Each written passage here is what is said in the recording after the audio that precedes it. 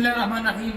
عید کی نماز سال میں 2 مرتبہ آتی ہے اور ہم تقریباً اس کا طریقہ بھول جاتے ہیں۔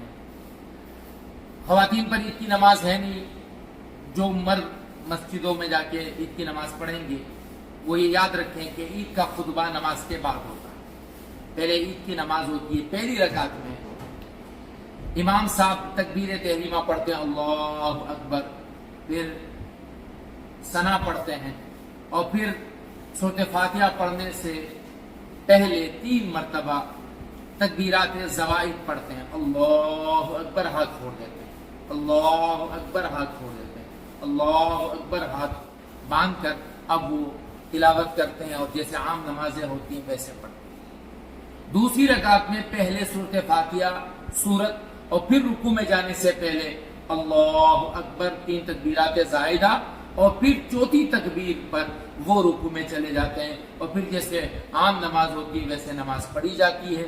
سلام پھیرنے کے بعد 2 خطبے ہیں جن کا سننا یہ واجب ہے، لہذا خطبوں کے سننے تک کا انتظار کر لینا چاہیے۔